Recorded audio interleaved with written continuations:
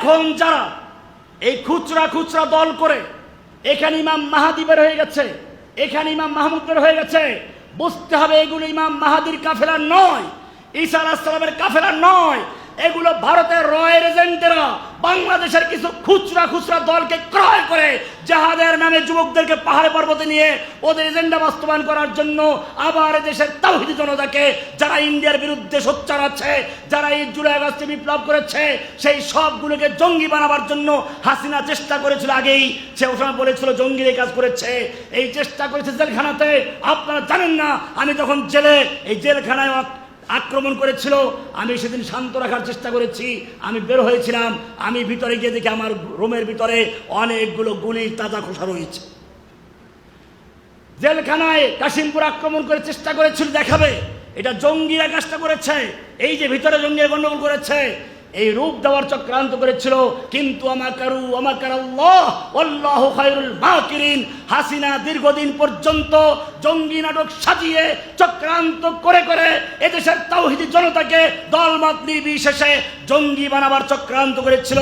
আল্লাহ তার চক্রান্তকে নস্যাৎ করে দিয়ে মাকড়সার জালের মতো ছিন্ন করে দিয়ে বাংলাদেশ থেকে তাকে বিতাড়িত করেছে। কিন্তু জেনে রাখবেন, হাসিনার সেই চামচারা, হাসিনার নিয়োগকৃত সেই গোয়েন্দা বিভাগের অফিসারেরা, সেই পুলিশেরা এখনো ঘাপটি মেরে বসে আছে। এখনো তারা স্বপ্নে দেখে জঙ্গি নাটক সাজাবার জন্য। বাংলাদেশে কয়েকদিন পর পর দেখা যায় কেউ ইমাম মাহাদি হয়ে গেছে, ইমাম মাহাদির প্রধান সৈনিক হয়েছে। আমি যখন জেলে তখন দেখলাম বুয়েটের একজন ইঞ্জিনিয়ার মোস্তাক আহমদ খান আরমান, বুয়েটের ইঞ্জিনিয়ার, শিক্ষিত মানুষ, তার ছাত্র আছে, তার বুয়েটের টিচার, যেমন তেমন ব্যাপার না।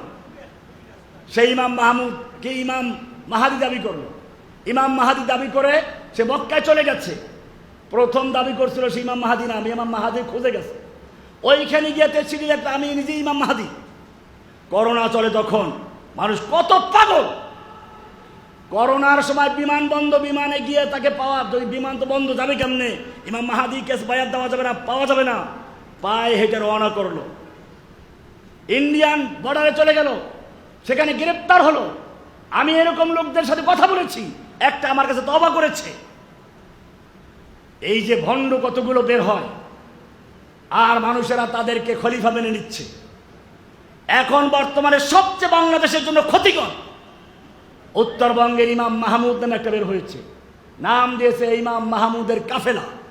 সেখানে আপনাদের মতো যুবকেরা, একজন ডাক্তার, সরকারি চাকরি করে এমবিবিএস ডাক্তার, সরকারি কর্মকর্তা একটা হাসপাতালে, উনি ঢুকলেন, গিয়ে বললেন শায়েখ আপনার লেকচার শুনে আমি দিন বুঝেছি। আমরা আমার লেকচার শুনে দিন বুঝলে ভণ্ডের খপ্পর পড়লি কি করে? সম্পূর্ণ জাল হাদিস। কিতাবুল ফেরদাউস নামে একটা কিতাব আছে, গুগলে সার্চ দিয়ে দেখবেন, ফেরদাউস কিতাব, ভুয়া কিতাব, জাল হাদিসের কিতাব।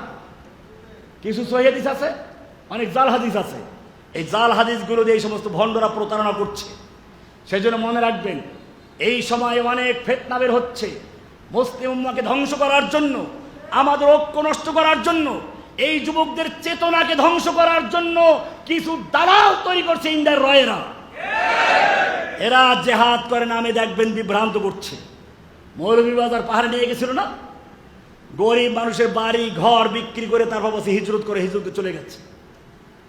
হিজরত করে চলে গেলি, পুলিশ যখন গেল যুদ্ধ করলি না কেন? লড়াই করতি, আত্মসমর্পণ কেন করলি? এই জন্য মনে রাখতে হবে, এই ভণ্ডগুলো চলছে, আমাদেরকে একটা সুনির্দিষ্ট পরিকল্পিতভাবে ইসলামের বিজয়ের দিকে আগাতে হবে। সেই জন্য আমি স্পষ্ট বলি, বাংলাদেশে এইরকম খুচরা খুচরা দল করে জেহাদ করার কোনো অবকাশ নেই। জেহাদ করতে হলে বাংলাদেশে গাজওয়াতুল হিন্দের মাধ্যমে হবে ইনশাআল্লাহ। সেটা হবে বাংলাদেশ, পাকিস্তান, ইন্ডিয়া, আফগানিস্তান, এই আরাকান, এই অঞ্চলের সবগুলো মিলে। আর আমরা সেই পরিবেশ তৈরি করার জন্যই দাওয়াতের কাজ চালিয়ে যাচ্ছি।